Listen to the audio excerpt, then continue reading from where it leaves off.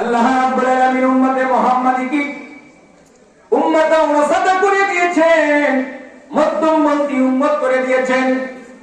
এটা একটা বিরাট নিয়ামত উম্মতে মুহাম্মাদীর জন্য। আর একটা নিয়ামত আমাদের জাতির পিতার দোয়া। সুবহানাল্লাহ, সুবহানাল্লাহ। আর একবার বলতে হবে, আমাদের জাতির পিতার নাম কি? ইব্রাহিম আলাইহিস সালাম। আল্লাহ রাব্বুল আলামিন আমাদের এই জাতির পিতা একটা দোয়া করেছিলেন। এই কাবা ঘর নির্মাণ করার পরে তিনটা দোয়া করেছেন।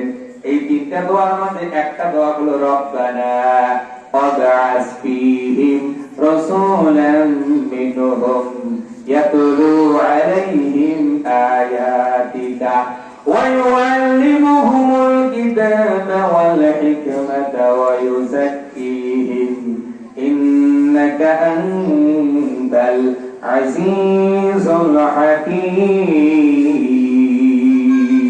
আল্লাহু আকবার। আল্লাহ রাব্বুল আলামিন আমাদের জাতির পিতার দোয়াটা শিক্ষা দিচ্ছেন। এভাবে কাবা নির্মাণ করার পরে তিনি দোয়া করলেন, আল্লাহ গো, মানুষের ভিতর থেকে একজন রাসূল পাঠিয়ে দিন, যেই রাসূলের কাজ হবে আপনার কিতাব শিক্ষা দেবে, আপনার হিকমত শিক্ষা দিবে, মানুষদেরকে কিতাব, হিকমত, সুন্নাহ এই সমস্ত শিক্ষা দেওয়ার বিনিময়ে তাদেরকে পূত পবিত্র করবে, পরিশুদ্ধ করবে। রাসূল আরবী এই দুনিয়ার জমিনে এসেছেন। ইব্রাহিম আলাইহিস সালাম আল্লাহর কাছে দোয়া করেছেন, আল্লাহ তার দোয়া কবুল করেছেন। কবুল করে আল্লাহ বলেন, কামা আরসালনা ফীকুম রাসূলাম মিনকুম ইয়াতলু আলাইকুম আয়াতিনা। আল্লাহু আকবার। আল্লাহু আকবার। সম্মানিত সুধী মণ্ডলী, আল্লাহ দেখিয়ে আল্লাহ এই আয়াতের মাধ্যমে বলে দিচ্ছেন, দুনিয়াবাসী শোনো, আমার খলিলুল্লাহ দোয়া করেছে একজন রাসূলের, আমি আল্লাহ সেই দোয়া কবুল করেছি। কবুল করে আমি রাসূলকে তোমাদের ভিতর থেকে তোমাদের কাছে পাঠিয়ে দিয়েছি। আমার রাসূলের কাজ, তিনি মানুষের কাছে আমার আয়াতগুলো পাঠ করে করে শোনাইতেন। সুবহানাল্লাহ বলেন। সুবহানাল্লাহ। আল্লাহর রাসূল এই দুনিয়ার জমিনে এসেছেন, তার কাছে যখন কোরআন নাযিল হয়েছে, এই কোরআন পাঠ করে করে তিনি তার সাহাবীদেরকে শোনাইছেন। সুবহানাল্লাহ। এই কোরআন পাঠ যখন করেছেন, তখন সাহাবীদের হৃদয় পরিপূর্ণ হয়েছে ঈমানে। কিসে? ঈমানে। আর আজ যদি আমরা এই কোরআন তেলাওয়াত পরিশুদ্ধভাবে পাঠ করি, বুঝি, আমাদের হৃদয়টা পরিপূর্ণ হয়ে যাবে ঈমানে।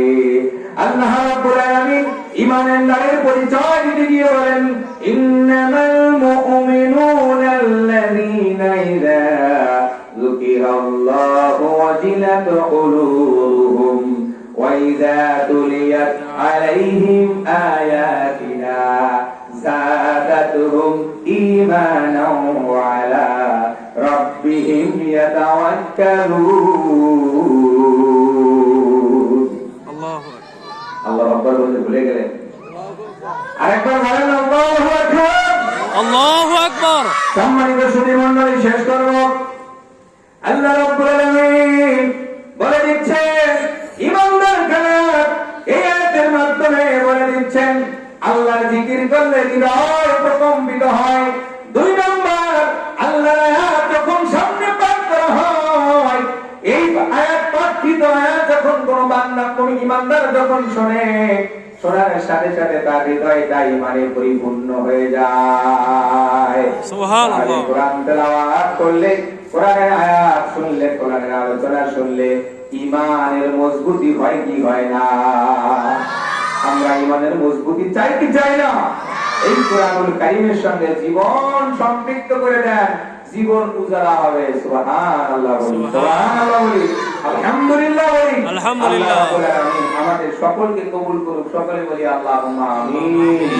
সকলে বলি আল্লাহুম্মা আমিন। আল্লাহুম্মা আমিন। আল্লাহ রাব্বুল আলামিন আমাদেরকে খাঁটি উম্মত হিসেবে কবুল করুক। সকলে বলি আল্লাহুম্মা আমিন। আল্লাহুম্মা আমিন। আসসালামু আলাইকুম ওয়া রাহমাতুল্লাহি ওয়া বারাকাতুহু। ওয়া আলাইকুম আসসালাম ওয়া রাহমাতুল্লাহি ওয়া বারাকাতুহু।